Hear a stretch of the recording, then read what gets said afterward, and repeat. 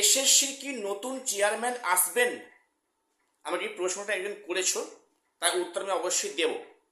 এবং অনেকে বলছো যে নতুন সরকার যে এলো, তাহলে কি 2016-র যে সমস্যাটা রয়েছে সেখানে যোগ্য অযোগ্য, তাহলে কি এক্ষেত্রে কি যোগ্যরা চাকরি ফিরে পাচ্ছে এবং যারা অযোগ্য তাদের কি টাকা মানে সুদসহ টাকা ফেরত দিতে হবে? আমি আজকে সে নিয়েও ডিসকাস করছি। ভিডিওটা খুব ইনফরমেটিভ, চ্যানেলটা সাবস্ক্রাইব করে রাখবে এসএসসি, পিএসসি এবং গ্রুপ সি গ্রুপ ডি গুরুত্বপূর্ণ আপডেট পাওয়ার জন্য। প্রথম প্রশ্নের উত্তর দিই যে স্কুল সার্ভিস কমিশনের যিনি চেয়ারম্যান ছিলেন, তো উনি কিন্তু আর থাকবেন না। নতুন সরকার গঠন করবে আগামী কয়েকদিনের মধ্যে। সেখানে কিছুদিনের মধ্যেই নতুন চেয়ারম্যান নিয়োগ করার সম্ভাবনাটা খুব বেশি। এবং সেখানে এটাও বলে রাখি, নতুন চেয়ারম্যান নিযুক্ত হবেন। দেখো, আমরা বলি যে এসএসসি একটা অটোনমাস বডি, কিন্তু আদতে তাই নয়। আমরা কি দেখেছি, এসএসসি কিন্তু নবান্নের নির্দেশে কাজ করত। নবান্নের সবুজ সংকেত না মিললে এসএসসি কোনো ডিসিশন নিতে পারতো না। আমরা এটা আগে দেখেছি, কয়েকদিন আগে অবধি দেখেছি, যেখানে স্কোর কার্ড নিয়ে কত রকম নাটকবাজি হলো, গ্রিন সিগন্যাল পায়নি বা। তো যাই হোক, এসএসসি একটা অটোনমাস বডি, পিএসসি একটা অটোনমাস বডি, তো সেখানে অবাক করার বিষয়, ওয়েস্ট বেঙ্গল মতো রাজ্যে না অটোনমাস বডি কিন্তু অটোনমাস থাকে না, সরকার দ্বারা প্রত্যক্ষ পরোক্ষভাবে প্রভাবিত হয়, এটা পরিষ্কার। আর তোমরা একটা কথা জেনে রাখবে, সরকারের সদিচ্ছা ছাড়া কোনো কাজ কিন্তু হয় না। অ্যাকচুয়ালি সরকারের সদিচ্ছা ছাড়া কোনো অটোনমাস বডি তার নিজস্ব কাজ করতে পারে না বা করে না, করতে চায় না। সেখানে প্রত্যক্ষ পরোক্ষভাবে একটা মানে প্রভাবিত হওয়ার বিষয় থাকে।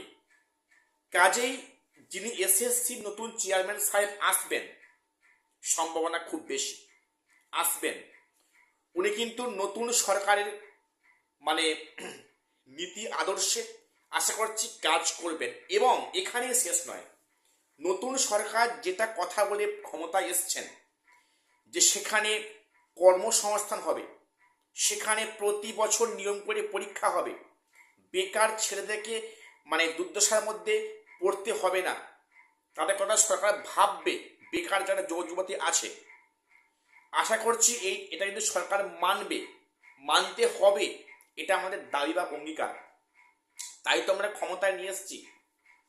তো যাই হোক, এই আমার যে আজকে বার্তা দিচ্ছি, এটা যেন সর্বোচ্চ প্রশাসনিক মানে এতে কার যেন আসে, যে আমরা যে কারণে সাধারণ মানুষ ভোট দিয়ে ক্ষমতায় নিয়ে এসেছে, আশা করব নতুন সরকার তাদের কথা ভাববেন বা দেখবেন। আমার এই বার্তা রইল। তো যাই হোক, এখানে কিন্তু নতুনভাবে নতুন উদ্যোগে প্রসেসিং হবে। যারা বলছো প্যানেল বাতিল হবে, একদমই নয়, কোর্টের তত্ত্বাবধানে কাজ হচ্ছে, কাজ কিন্তু কন্টিনিউ হবে। এইবারে বলে রাখি, যারা বলছো যে যোগ্যরা কি চাকরি ফিরে পাবে এবং সেখানে যারা অযোগ্য বলে চিহ্নিত হয়েছে তাদের কি টাকা সুদ সব ফেরত নেবে সরকার? দেখো, আমি মনে করি যোগ্যরা চাকরি ফিরে পাবে। যোগ্যদের মধ্যে অনেকে আছে যারা কিন্তু এবারে পরীক্ষায় হয়তো কোয়ালিফাই করেনি, ডাক পায়নি, এরকম অনেক আছে যা টাকা দিয়ে চাকরি পায়নি। এবং সেখানে অনেক যোগ্যরাও আছেন, পাস করেছেন, র্যাঙ্ক অনেকটা মানে দূরে হয়েছে, ওয়েটিংয়ে হয়েছে। আমি আশা রাখবো যোগ্যরা যেন তাদের চাকরি ফিরে পায়, এই সরকার দেখুক, আমি এই বার্তা দিচ্ছি। এবং এখানেই শেষ নয়, যারা অযোগ্য বলে চিহ্নিত হয়েছে, কোর্ট যাদেরকে স্পেসিফিক্যালি টেন্টেড বলে চিহ্নিত করেছে, তাদের টাকা সুদ সহ যেন সরকার ফেরত নেয় এবং নিতে হবে। শিক্ষা ব্যবস্থায় কোন সাহসে অযোগ্যরা বসে থাকে যোগ্যদেরকে বঞ্চিত করে?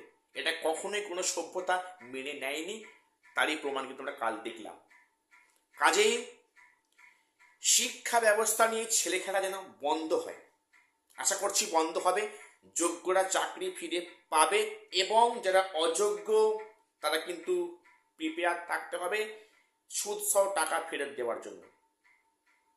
এটা আমি চাইব, কারণ একজন মানে যোগ্য ক্যান্ডিডেটকে বঞ্চিত করে টাকার বিনিময়ে চাকরি নেওয়া, এই অধিকার একটা শিক্ষার দেওয়া উচিত নয়। এটা একটা শিক্ষার বিষয় একটা।